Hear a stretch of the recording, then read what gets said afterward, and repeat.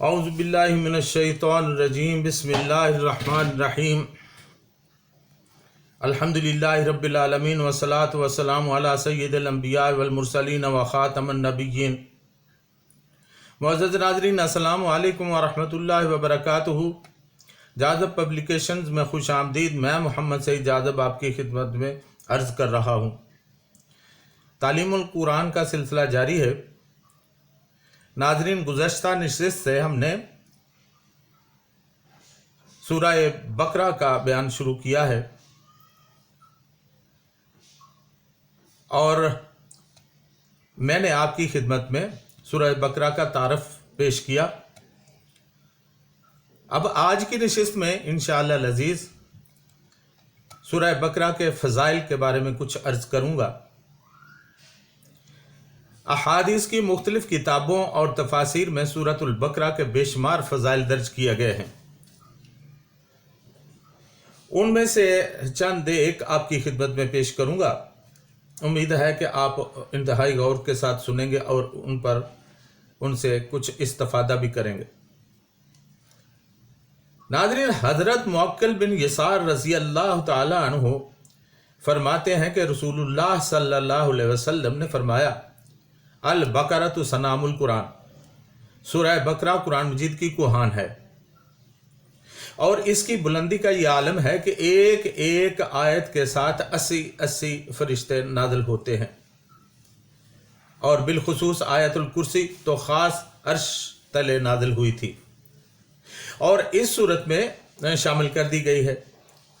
دارمی شریف میں منقول ہے، یا سیدۃ ایل قرآن آیت الکرسی، آیت الکرسی قرآن پاک کی تمام آیتوں کی سردار ہے، یعنی سب سے بڑی اور سب سے فضیلت والی آیت اسی صورت میں ہے۔ آیت الکرسی میں اللہ تعالیٰ کا اسم اعظم بھی ہے۔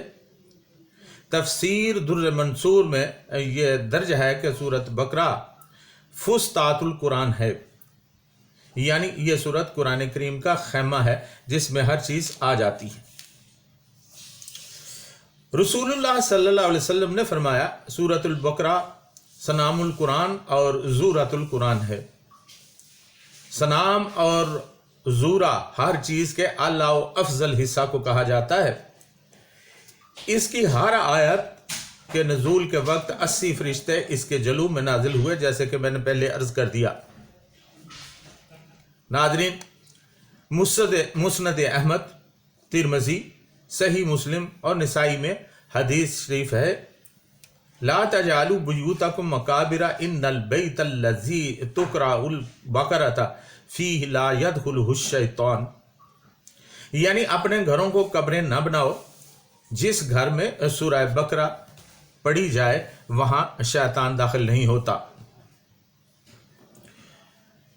مسلم شریف کی ایک روایت میں منقول ہے، یؤتا بالقرآن یوم القیامت واہلہ الذین کانوا یعملون بہ تقدمہ سورۃ البقرۃ وآل عمران، یعنی قیامت کے روز قرآن پاک اور ان لوگوں کو لایا جائے گا جو اس پر عمل کرتے رہے، ان کے آگے آگے سورہ بقرہ اور سورہ آل عمران ہوگی۔ ایک روایت میں آتا ہے کہ ایک شخص نے اپنی نماز میں سورہ بقرہ اور آل عمران پڑھی۔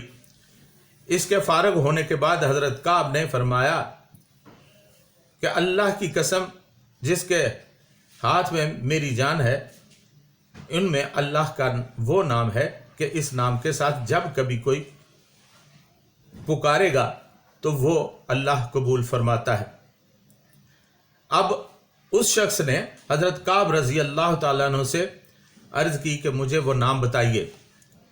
حضرت کعب رضی اللہ تعالیٰ عنہ نے اس سے انکار کیا اور فرمایا کہ اگر میں بتا دوں گا تو خوف ہے کہ تم اس نام کی برکت سے ایسی دعا نہ مانگ بیٹھو جو میری اور تیری ہلاکت کا سبب بن جائے۔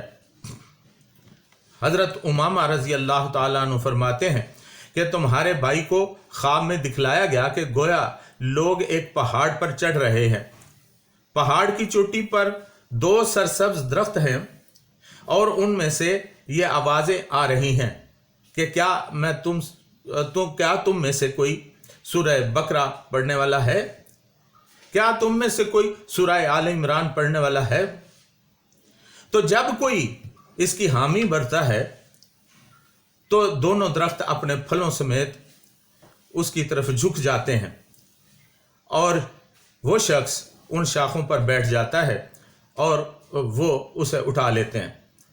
حضرت ام درداء رضی اللہ تعالیٰ عنہا فرماتی ہیں کہ ایک شخص قرآن پڑھے ہوا تھا اور اس نے اپنے پڑوسی کو مار ڈالا، پھر قصاص میں وہ بھی مارا گیا۔ پس قرآن کریم ایک ایک سورت ہو کر اس سے الگ ہونا شروع ہو گیا، یہاں تک کہ اس کے پاس سورہ بقرہ اور سورہ آل عمران رہ گئیں۔ ایک جمعہ کے بعد سورہ آل عمران بھی وہاں سے رخصت ہو گئی۔ پھر ایک جمعہ گزرا تو آواز آئی کہ میری باتیں نہیں بدلا کرتی، لا تبدیل لکلمات اللہ، اور میں اپنے بندوں پر ظلم بھی نہیں کرتا۔ چنانچہ یہ مبارک سورہ یعنی سورہ بقرہ بھی اس سے الگ ہو گئی۔ مطلب یہ کہ یہ دونوں صورتیں اس کی طرف سے بلاؤں اور عذابوں کی آڑ بنی رہیں اور قبر میں اس کی دلجوئی کرتی رہیں، اور سب سے آخر میں اس کے گناہوں کی زیادتی کے سبب ان کی سفارش نہ چلی۔ حضرت یزید بن اسود جرشی رحمت اللہ علیہ رضی اللہ تعالیٰ فرماتے ہیں کہ ان دونوں صورتوں کو دن میں پڑھنے والا دن بھر نفاق سے بری رہتا ہے اور رات کو پڑھنے والا ساری رات نفاق سے بری رہتا ہے۔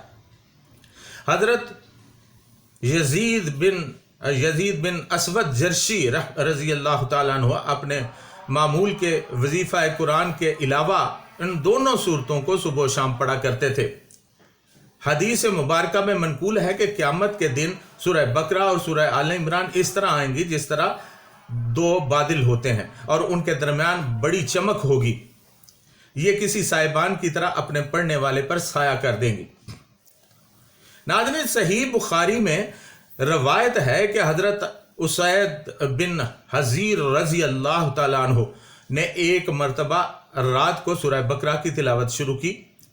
ان کا گھوڑا جو ان کے پاس ہی بندھا ہوا تھا اس نے اچھلنا کودنا اور بدکنا شروع کر دیا۔ آپ نے قرأت چھوڑ دی، گھوڑا بھی سیدھا ہو گیا۔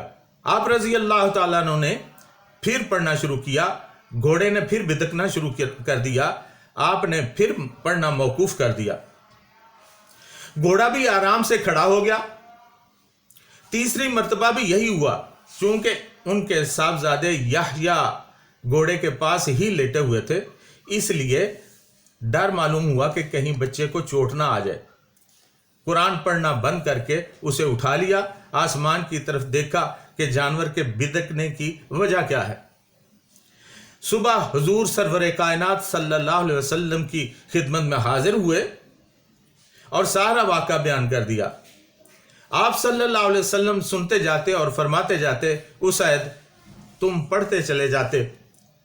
حضرت اسید رضی اللہ تعالیٰ عنہ نے عرض کی، یا رسول اللہ صلی اللہ علیہ وسلم، تیسری مرتبہ کے بعد میں نے پڑھنا بند کر دیا اور نگاہ اوپر اٹھائی تو دیکھا کہ ایک نورانی چیز سایہ بردار ابر کی طرح اور اس میں سے چراغوں کی طرح روشنی آ رہی ہے۔ میرے دیکھتے ہی دیکھتے وہ روشنی اوپر کو اٹھ گئی۔ آپ صلی اللہ علیہ وسلم نے فرمایا، تم جانتے ہو وہ کیا چیز تھی؟ فرشتے تمہاری آواز کو سن کر قریب آ گئے تھے۔ اگر تم پڑھنا موقوف نہ کرتے تو وہ صبح تک یوں ہی رہتے اور ہر شخص انہیں دیکھ لیتا۔ ناظرین، حضرت ابو امامہ الباہلی رضی اللہ تعالیٰ عنہ سے روایت ہے کہ رسول اکرم صلی اللہ علیہ وسلم نے فرمایا، سورہ بقرہ پڑھا کرو کیونکہ اس کا پڑھنا برکت ہے اور اس کا چھوڑنا حضرت اور بد نصیبی ہے، اور اہل باطل اس پر قابو نہیں پا سکتے۔ علامہ قرطبی رحمت اللہ علیہ نے حضرت معاذ بن جبل رضی اللہ تعالیٰ عنہ سے نقل کیا ہے کہ اس جگہ اہل باطل سے مراد جادوگر ہیں۔ مراد یہ ہے کہ سورت کے پڑھنے والے پر کسی قسم کا جادو نہیں چلتا۔ سورہ بقرہ کو سیکھنے اور یاد کرنے کی بہت بڑی فضیلت ہے۔ नादरीन, एक हदीस मुबारका के मुताबिक रसूलुल्लाह सल्लल्लाहु अलैहि वसल्लम ने अपने असहाब को किसी मकाम पर भेजने का इरादा फरमाया और उनके अमीर के इंतखाब के लिए एक एक सहाबी को बुलाकर पूछते कि कुरान की कौन सी सूरत याद है। तमाम सहाबा इकराम रज़ी अल्लाह ताला अलैहिम ने मुख्तलिफ सूरतों के नाम बताए। आखिर में एक नौजवान आया जिसकी उम्र सबसे कम थी। उसने कहा उसे सूरह बकरा याद है। चुनांचे रसूलुल्लाह सल्लल्लाहु अलैहि वसल्लम ने फरमाया कि यही तुम्हारा अमीर होगा, तुम सब इसकी सरबराही में जाओगे। उन लोगों ने एतराज़ किया, या रसूलुल्लाह सल्लल्लाहु अलैहि वसल्लम, ये तो हमसे कम सिन है। तुम सब नबी करीम सल्लल्लाहु अलैहि वसल्लम ने फरमाया कि उसे सूरह बकरा याद है, इसीलिए उसे तुम्हारा अमीर मुकर्रर किया गया है। इससे यह साबित होता है कि मनसब अमारत इल्म व हिकमत के साथ है,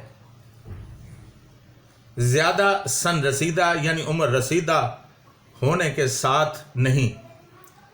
सूरह बकरा इल्म व हिकमत का एक ख़जाना है। नाज़रीन, जबकि मैं सूरह बकरा के पढ़ने का जिक्र कर रहा हूँ तो एक हदीस के मुताबिक इसका मतलब ये भी है कि सूरह बकरा सिर्फ नाज़रा तिलावत न की जाए बल्कि उसको समझने की भी कोशिश की जाए। और जो लोग इसको समझकर पढ़ते हैं वही दरअसल इसकी फजीलतें हासिल करते हैं। आज की नशिस्त में इतना ही। आइंदा नशिस्त में इंशाअल्लाह सूरह बकरा के कुछ ख़वास अर्ज़ करूँगा। तब तक के लिए इजाज़त। वमा अलैना इल्लल बलागुल मुबीन।